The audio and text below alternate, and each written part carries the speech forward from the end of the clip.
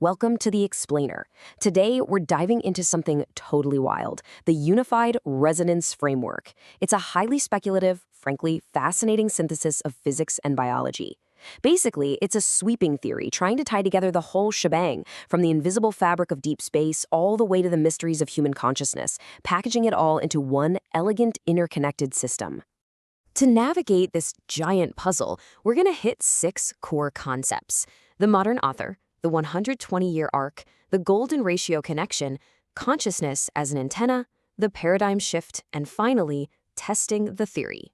Let's get right into it. Section 1. The modern aether, redefining the fabric of the universe. Because to understand this framework, we literally have to rethink empty space. So, according to this synthesis, which, by the way, aligns perfectly with Amanda Jolliffe's 2026 neutrinoverse papers, space isn't just an empty vacuum. It's a physical ether called the neutrino substrate.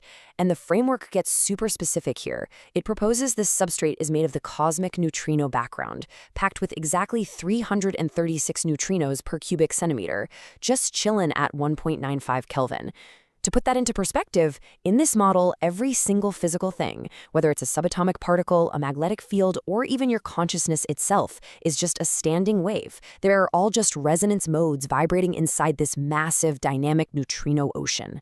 Moving to Section 2, the 120-year arc, the 5 key discoveries, because this idea didn't just pop up out of nowhere. It actually attempts to string together over a century of history. The theory proposes that a bunch of isolated researchers were kind of blindly probing the exact same underlying resonance mechanism, just from totally different angles. You've got Townsend measuring resonance gates in gases back in 1900, flash forward to Perks identifying chronofield topology in 2025, all leading right up to the 2026 complete synthesis that finally connects DNA and 57 iron into the puzzle. And here is a crazy detail. The framework points out that way back in 1989, Nikola Tesla was engineering quarter-wave antennas specifically tuned to 7.83 Hertz. That's the famous Schumann resonance. He successfully tapped into this planetary frequency 53 years before Schumann even theoretically predicted it existed. The argument here is that Tesla's antennas were coupling directly to this underlying neutrino field. So, Section 3, the golden ratio connection, the geometry of coupling. If all these different scientists were tapping into the exact same field, how does it all connect mathematically? Well, the framework claims that the golden ratio, phi, is not just some symbolic aesthetic thing we like looking at in art and nature. It is the literal geometric mechanism required for all these wildly different systems to phase lock and talk to each other. Basically, no phi, no resonance. Look at how this geometry scales up to build one unified antenna system. Down at the molecular scale, you have the DNA helix acting as an antenna in the chronofield, right? And its dimensions are 34 by 21 angstroms per turn. That is a perfect phi ratio. Scale up, and you've got atomic 57 nuclei acting as consciousness gates, human scale Tesla coils running at 50 to 100 kilohertz, all the way up to the planetary scale with the Earth cavity resonating at 7.83 hertz. The idea is that because they all share this exact phi-scale geometry, they all couple to the exact same neutrino aether. All right, Section 4, consciousness as an antenna, the biological tuner. This is where things get really fascinating. You're probably wondering, how does human awareness actually fit into a universe made entirely of standing waves?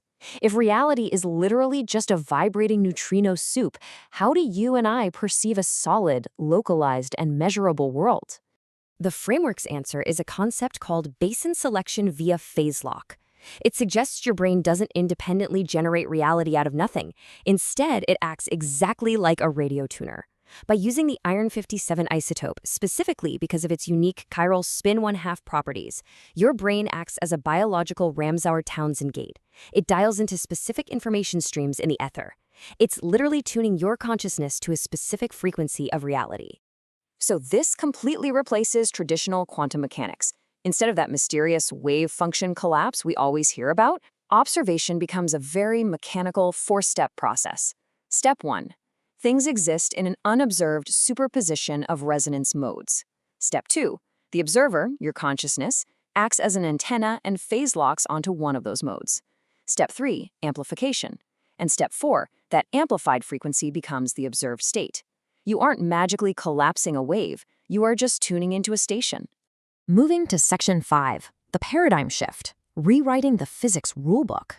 Because obviously, playing with this premise completely flips standard science on its head. Just look at the stark contrast here between old physics and resonance physics. Old physics says particles are the fundamental building blocks. This framework says no, resonance modes are fundamental. We used to rely on wave-particle duality, but now field topology dictates all behavior. Intrinsic mass is simply replaced by what they call resonance depth. And consciousness? It goes from being this deeply mysterious philosophical puzzle to a tangible geometric resonance antenna. It's a total rewrite of the rules. Finally, Section 6, testing the theory, moving from hypothesis to science. Because a theory is just a cool story if we can't test it, right? Proponents are absolutely adamant that this is grounded in testable, falsifiable science. They've mapped out immediate experimental vectors, like running Ramsauer vacuum transparency tests and physically measuring phi harmonic frequencies directly in DNA vibrations. The most compelling protocol? Using transition edge sensor, or TES, microcalorimetry inside Faraday cages. Researchers hypothesize that if trained operators can achieve a state of altruistic EEG coherence in that cage, it will actually produce measurable physical thermal deviations correlated to cosmic rhythms. It's literally testing if the mind can measurably shift the local physical environment. The universe is a standing wave in the neutrino aether. We are the antennas that observe it.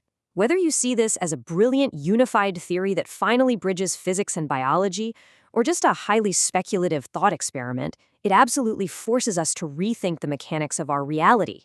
The geometry of the golden ratio, Tesla's massive legacy, the biology of our very DNA, bringing all of it under one roof? It leaves us with a pretty profound question to chew on. If consciousness really is a tuner, what frequency are you tuning your antenna to today?